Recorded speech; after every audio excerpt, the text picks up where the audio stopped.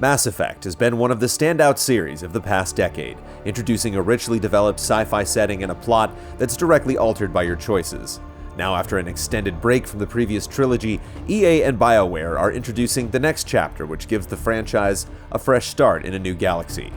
Unfortunately for both the travelers and the game itself, things haven't gone as smoothly as planned. Are you for real? You were going to tell me who you are. I might just be the solution to all your problems. The first sign of trouble comes as you browse the faces to create your character.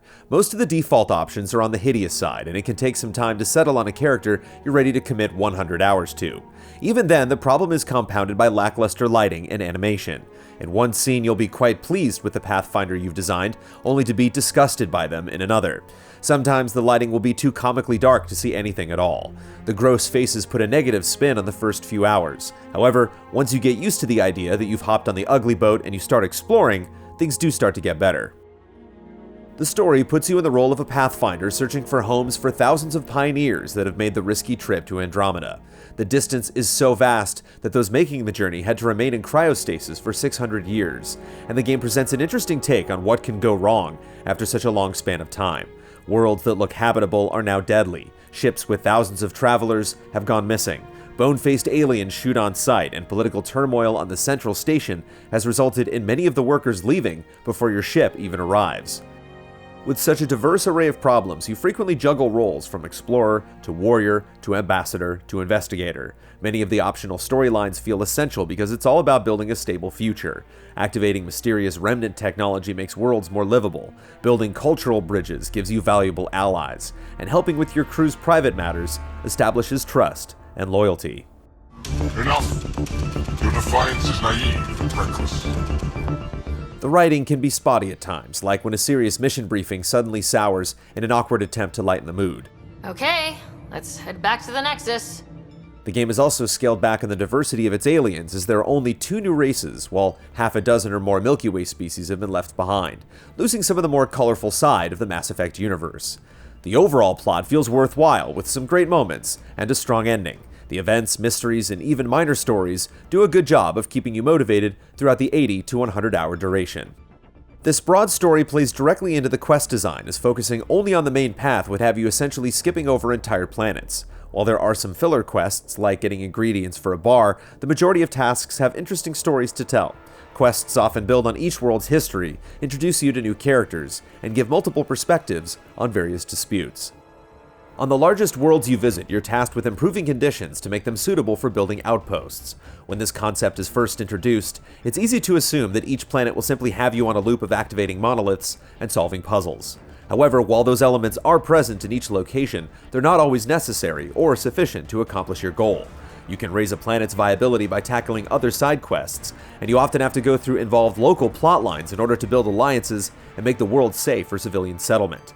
As a result, building an outpost can come with a sense of accomplishment as a satisfying cherry on top of a series of carefully considered decisions. Likewise, each new world in Andromeda is so striking that you simply have to stop for a few moments to take it all in, as the scenic landscapes beckon you to come and explore. The locations vary not only in theme but in structure. Several planets feature vast open stretches to drive across in your all-terrain Nomad, but there are a number of other spaces that have you scouting through jungles, mingling in cities, and boarding enemy vessels.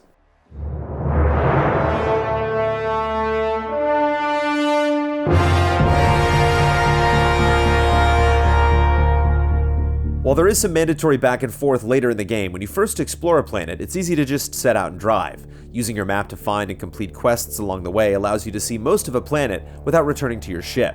Reaching certain spots on the map deploys forward stations where you can change weapons or crew members, and these also serve as fast travel points. Quests often come from your crew, allies, or people in towns, but a fair number can only be found by venturing down a suspicious canyon or investigating a structure you see on the horizon, encouraging you to keep your eyes open and not just follow the waypoints.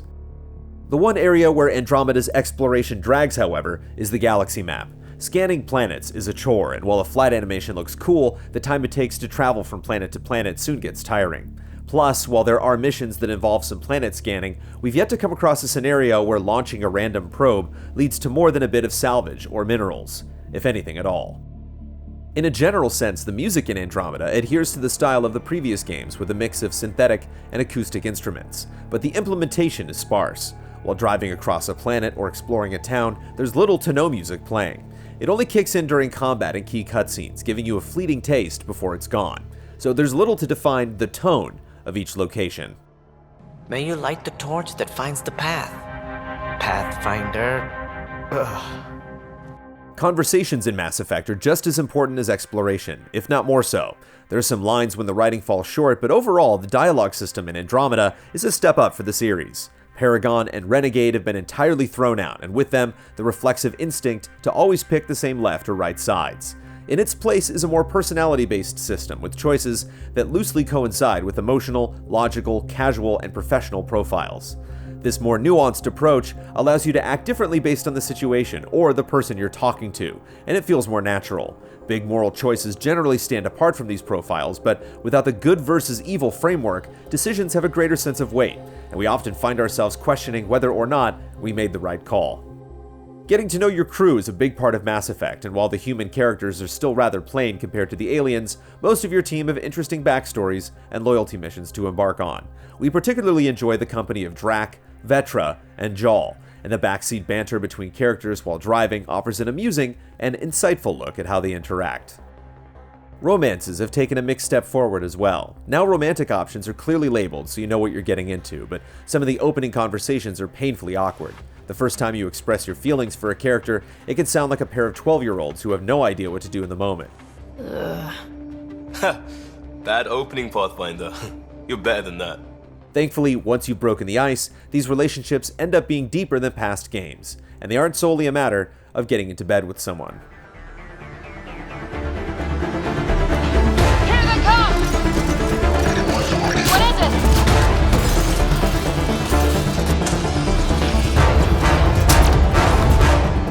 On the flip side is combat, which continues the more immediate shooter-based approach of the past two games and makes it even more agile. You're able to jump and hover in the air, as well as quickly dash out of the way of enemy attacks. Getting into cover is now automatic when you approach, which takes some getting used to, but with the increased speed and mobility of firefights, it makes sense not to be stuck to a wall. You can no longer issue commands for your squad to use individual powers, but you can still direct them to cover certain points or target specific enemies.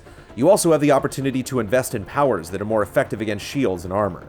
Combining powers can create combo detonations with devastating effects, and it's great to use biotics just to grab enemies and toss them at their pals. The one downside to combat really is that over the course of such a long game, battles can get predictable, and it takes mixing up guns and powers yourself to keep later encounters interesting. On that note, the crafting system is particularly vast and daunting, featuring huge lists of weapons and armor. Without a firing range to test them, it can be hard to figure out what weapons you want to invest in, as guns in Mass Effect are more about how they feel and fit your playstyle than they are about raw stats. Multiplayer returns, and like Mass Effect 3, it puts you into groups of 4 to survive waves of enemies. It's fun, but your mileage will vary based on how much tolerance you have for the repetition. There's only a handful of maps and enemy types, so after a few hours, we were ready to move on. However, multiplayer is a good place to get comfortable with the pace of combat and the new movement system, as well as providing a place to experiment with different abilities. Look at that sky. How? No atmosphere processor works that fast. For all Andromeda does right, the game constantly feels like it's going to fall apart, suffering from countless bugs and performance issues. We're playing on a standard PS4, and the game constantly struggles to load in assets. My God. Is that our golden world? Simply driving across the environment often results in the Nomad stopping in place for a moment before moving on. Large sections of landscape will just disappear under the right circumstances. Even in small areas, like our ship, we'll see entire rooms missing at times. We've encountered doubled character models, we've had XP notifications cycle endlessly, and minor quests that won't complete. We've been forced to reset when we couldn't choose any dialogue options, and we've regularly encountered enemies that get stuck in the walls or just stand there unresponsively. Armoring up. It started with a vision of a better future. A vision that you shape. Life in Andromeda can be anything we dare to dream. And I'm proud to help make those dreams come true. You guys really need to raise the bar on what you call success. It's hard to wrap your head around how much of a mess it is when other areas of Mass Effect Andromeda are such a step forward. The improvements in exploration, moral choices, and character interaction are taking Mass Effect in the right direction, but Andromeda simply lacks the polish and consistency to fully realize this new vision.